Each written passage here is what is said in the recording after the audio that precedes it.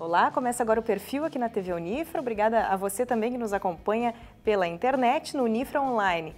Hoje o programa que traz personalidades que fazem parte da história e do dia a dia de Santa Maria, traz então o professor e médico João Eduardo Oliveira Irion, que é mais conhecido como Dr. Irion, professor Irion aqui na cidade, né? Ele que então é professor aposentado do curso de Medicina da UFSM e trabalha com medicina nuclear também aqui no Hospital de Caridade. É isso, professor? O meu serviço de medicina nuclear aí no Hospital de Caridade foi criado em 1972. É muito antigo. E ele praticamente foi criado como o primeiro no interior do estado. E acredito que simultaneamente com algum outro em Porto Alegre. De modo que é um serviço pioneiro aqui. Essa especialidade não era conhecida. Eu tive que importar equipamentos especiais e eu comecei a exercêla porque eu fui, como professor da universidade, da Faculdade de Medicina, fiz vários cursos no Rio e em São Paulo, quando me aperfeiçoei nesse setor que começava. Essa especialidade, por exemplo, foi reconhecida como especialidade nos Estados Unidos em 1971. Para quem nos acompanha e não sabe, né, exatamente do que trata a medicina nuclear, em linhas gerais, o que nós podemos saber? Bom, a medicina nuclear é uma especialidade que usa materiais radioativos para conseguir fazer imagens de determinados órgãos e, através disso, fazer o diagnóstico de muitos tipos de doenças, não só doenças relacionadas com a oncologia, com câncer, mas também outras relacionadas com doenças do coração, doenças do esqueleto, doenças do fígado, doenças do rins, etc. E também usa esses tipos de materiais radioativos para fazer tratamento de determinadas doenças, malignas ou não. Nosso serviço aqui, para abranger todos esses dois setores, ele precisa de equipamentos especiais e também de um quarto especial para o paciente ser hospitalizado quando se faz tratamento com eles. Doutor Irion, então o senhor é formado em 54, é isso, na UFPR, na Universidade Federal do Paraná. E aí o senhor foi para lá, o senhor é gaúcho, é nascido aqui no Rio Grande do Sul, ou em que cidade? Olha, a minha certidão diz que eu nasci em Rosário, mas eu nasci num lugar chamado São Simão, que pertence a Cacique, me criei em Cacique, de modo que eu me considero mais caciquense do que rosariense. Eu fui fazer o curso de medicina em Curitiba, na Universidade, hoje Universidade Federal de Curitiba, ou melhor, Universidade Federal do Paraná, porque naquela época existiam só 12 cursos de medicina no Brasil. Então existia Porto Alegre, Curitiba, Rio de Janeiro, Bahia e algumas outras, São Paulo. Nas capitais. Nas capitais. Fomos em 19 para Curitiba fazer vestibular. Passamos 19 lá. Quantas vagas eram? Eram 100 vagas. Todos que foram daqui passaram então naquele ano. Alguns fizeram outros vestibulares. Por exemplo, fez engenharia o Altair Alves, esse que construiu aqui a igreja de Fátima. Esse fez engenharia lá. Outros fizeram odonto e assim por diante. Em medicina nós éramos apenas dois, era eu e o Paulo Lauda, que foi prefeito aqui de Santa Maria. Isso era que ano, professor? Nós fomos fazer o vestibular em 48. Foi uma coisa muito interessante. Deu uma surra nos paranaenses e paulistas, porque muito paulista fazer exame também lá, né? E aí estavam disputando de perto. Disputando as vagas lá. como eu fui para a faculdade com a ideia de ser radiologista, eu frequentei o serviço de radiologia da Santa Casa de Curitiba desde o segundo ano. E quando me formei, eu fui convidado para trabalhar aqui no Instituto São Lucas, que acabei sendo um dos donos. Depois eu vendi a minha parte para o Dr. Biazus, que hoje trabalha lá. E ao chegar aqui, me convidaram para ser professor. Eu não esperava isso, né? E aí eu comecei a lecionar o curso de medicina no segundo ano, já que estava funcionando aqui o curso de medicina em Santa Maria. O senhor veio do Paraná especialmente pelo convite para ser professor, foi isso? Não. Eu vim para ser radiologista. Ah, sim. E ao chegar aqui, eu precisava de gente para... que naquela época, quando o curso de medicina começou, os catedráticos vinham de Porto Alegre. E precisava assistentes. Então, eu fui contratado pela URGS para ser assistente do curso de medicina aqui. Certo, então o senhor era um dos mais jovens na época, um dos primeiros professores, mas dos mais jovens. Eu tinha 25 anos nessa época aí. Hoje eu tenho 86. 86. E o senhor está em atividade na medicina nuclear? Eu estou em atividade. Eu acredito que eu seja o médico mais antigo em atividade hoje aqui em Santa Maria.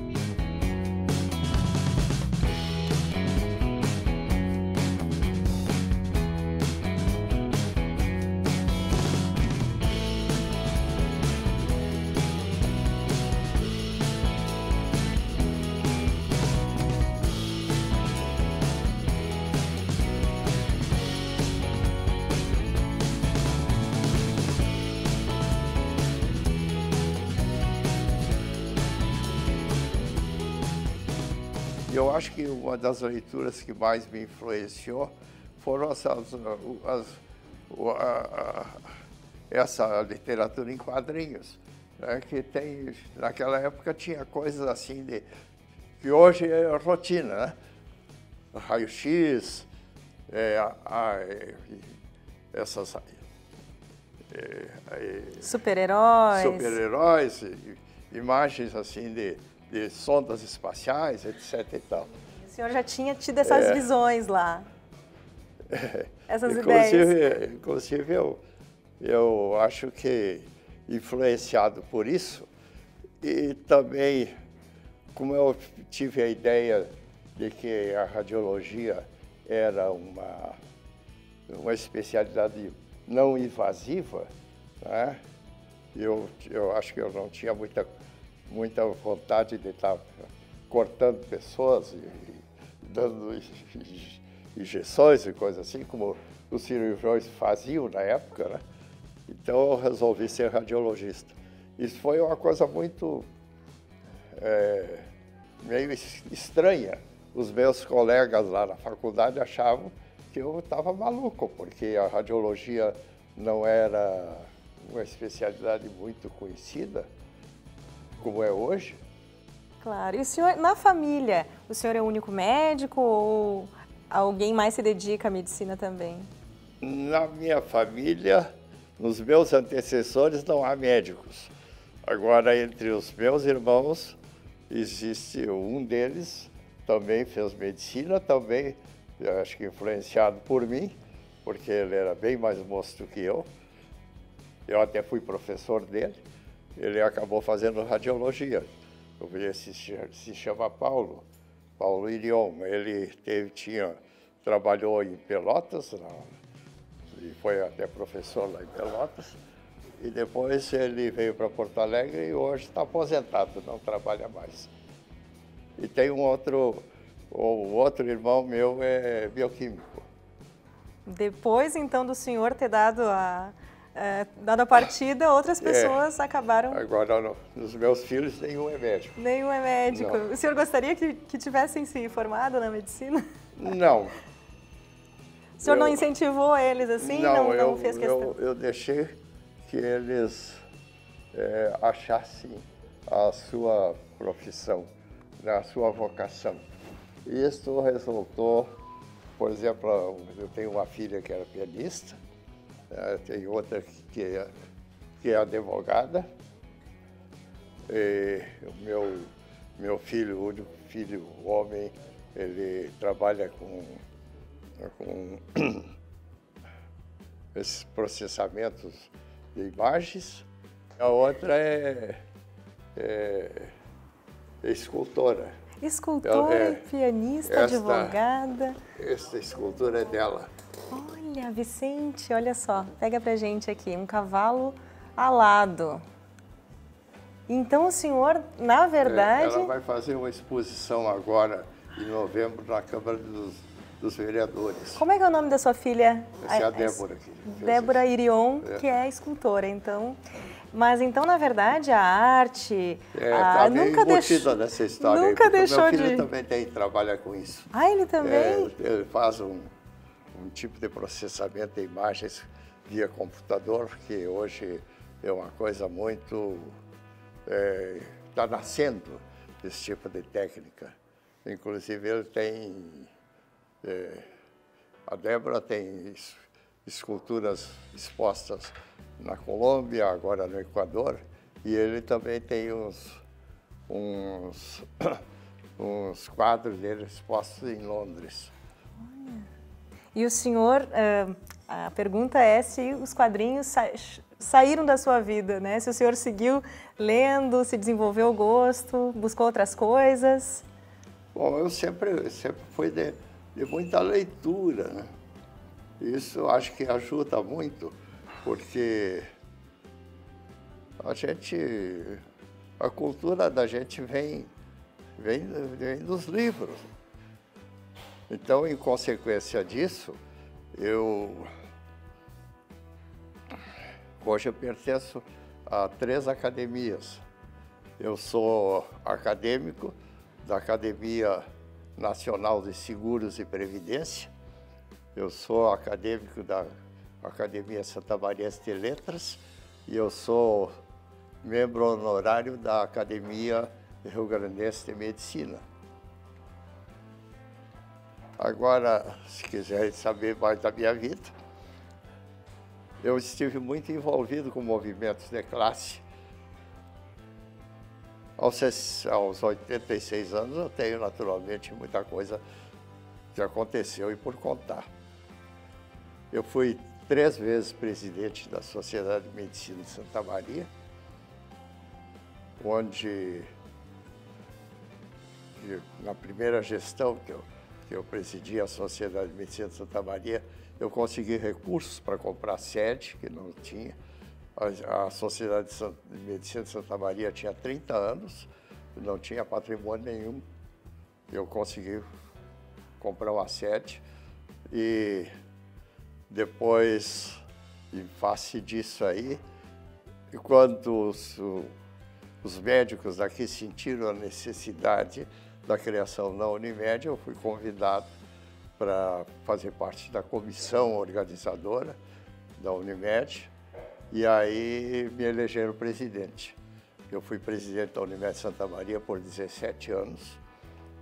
Depois exerci a presidência da Federação das Unimedes do Rio Grande do Sul. Depois passei a exercer cargos na Confederação Nacional em São Paulo, na Unimed do Brasil. Criei uma companhia de seguros da Unimed, que hoje é a 18ª companhia de seguros do Brasil. Então, tenho um passado assim de prestação de serviço para a classe médica que eu acho que tem um peso grande. O senhor tem um espírito empreendedor, não é? Aí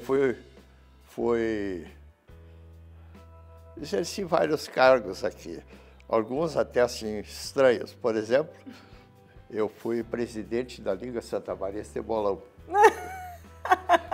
O senhor joga? Gosta de jogar? Eu jogava, né? Jogava, mas hoje eu já não tenho condições físicas de segurar uma bola daquela na minha mão, porque eu estou já meio velhinho, né? Mas eu jogava muito bem. E Depois também aqui teve uma ocasião que se criou aqui em Santa Maria uma sociedade que recebeu o nome de Sociedade Artística Santamariense, que tinha por função criar um teatro de arena aqui. Aí nós construímos esse teatro de arena no subsolo do Clube Comercial. Funcionou há alguns anos lá, depois o Clube Comercial pediu de volta. Ah, e o senhor, e tinha grupo de teatro? Vocês também mas tinham? eu não fazia. A minha função foi só exercer a presidência para construir o Teatro de Arena, que fizemos aqui no subsolo do Clube Comercial lá, umas arquibancadas para uma arena central. Mas eu nunca me meti no teatro propriamente dito. E também exerci aí a vice-presidência do Avenida Tênis Clube. E aí uma coisa que me orgulha muito, eu fui governador do Lions. Eu fui governador do distrito L9, que abrangia toda aquela área de Santa Maria e a fronteira oeste do Rio Grande do Sul. Quantos municípios? Eram 32 municípios naquela época. Hoje tem muito mais municípios do Rio Grande do Sul, né? Muitos foram desdobrados, mas naquela época eu tinha que visitar 32 municípios como governador do Lions. Professor, bom, falando, né, no modo como o senhor prefere ser chamado, como professor, eu vou voltar ainda, né, nessa questão da docência. Então, o senhor foi um dos mais jovens lá dentro, o senhor vinha com uma especialidade que ainda era considerada novidade. Como é que foi esse começo? Mais um empreendimento na sua vida, né, dá para dizer assim. Olha, primeiro a gente tem sucesso, né, quando gosta do que faz, né? Eu sempre me interessei muito por tudo que eu fiz. E também procurei, assim, ser um observador e não apenas um executor. Em consequência disso, em cada setor que eu me envolvi, eu escrevi alguma coisa. Eu tenho 14 livros publicados. Então, veja só, tenho um livro publicado sobre o Lions. Tenho vários livros publicados sobre cooperativismo. Tenho livros e artigos publicados ou conferências realizadas, inclusive no exterior, sobre seguros. Por isso eu faço parte da Academia Nacional de Seguros e Previdência. No ano passado, eu publiquei um livro específico sobre medicina nuclear. É um livro que trata do diagnóstico das doenças do esqueleto com medicina nuclear. E ao longo dessas atividades, seja como médico, seja como professor, o senhor tem algumas lembranças, algumas histórias que mais marcaram a sua vida, seja pelo aspecto positivo ou negativo? O senhor poderia dividir com a gente? O meu envolvimento mais, que me exigiu muito, né, foi implantar o sistema Unimed aqui praticamente no Rio Grande do Sul. Isto me fez percorrer o estado inteiro. Acho que aprendi alguma coisa no Lions como vendedor de ideias, porque o governador do Lions é a pessoa que vende uma ideia, né, de um movimento comunitário. Então, graças ao fato de eu ter sido professor de muitos médicos e também a prática que eu já tinha adquirido com essa atividade leonística, me coube a tarefa designada pela Federação do Rio Grande do Sul de percorrer o estado e vender a ideia de que o cooperativismo podia resolver o problema econômico da atividade médica e principalmente o caráter liberal da profissão. E o senhor fala muito, né, do espírito comunitário, do cooperativismo, mas a gente, quando fala nesses termos, vem alguns conceitos como partilha, comunhão de alguns valores, de algumas ideias. Eu gostaria de ouvir do senhor, saber como o senhor vê hoje a atividade do médico, né? E mais do que apenas a cooperação entre eles, essa cooperação com o paciente. Como o senhor vê a evolução dessa relação com o paciente desde o momento em que o senhor se formou, né, até hoje, o senhor que é professor, né? Então, gostaria de ouvir, assim, porque realmente essa relação médico-paciente é muito importante nessa melhora também, né, doutor? Eu acho que a relação médico-paciente é fundamental, porque a gente não está lidando com doenças, né? A gente está lidando com pessoas. É muito comum o paciente dizer assim, olha, eu estou com o fígado. Quer dizer, eu estou com a doença do fígado. Aí o médico pode dizer assim, hoje eu atendi um cara com fígado, mas na verdade ele atendeu uma pessoa que estava doente do fígado, ou pensava que estava doente do fígado. Outros assim, eu tenho tireoide. Claro, todo mundo tem, mas ele quer dizer, eu tenho doença da tireoide. O bom médico é aquele que atende pessoas e não atende doenças. Eu até, quando a gente lê romances, literaturas, ouve algumas expressões assim, em alguns lugares comuns. Por exemplo, dizendo que a medicina é um sacerdócio. Né? E aí, eu sempre me perguntei por quê. E depois de perguntar por quê, eu pensei que achei uma resposta. E cheguei à conclusão que a medicina é uma ciência, porque, como ciência, usa métodos científicos para chegar à defesa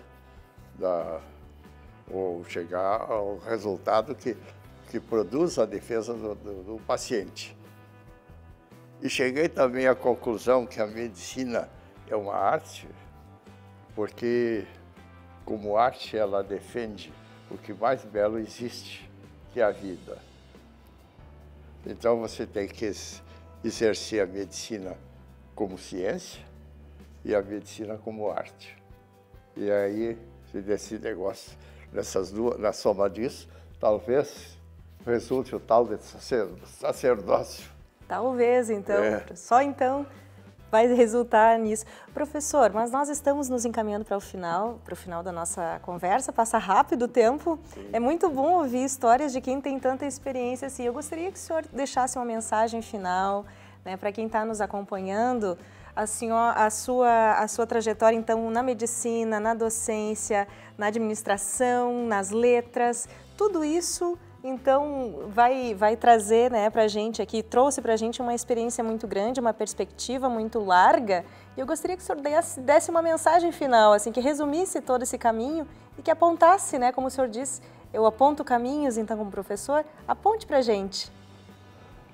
Pois olha, eu acho que o caminho mais importante que existe é o fato de que a natureza está aí cheia de informações, né?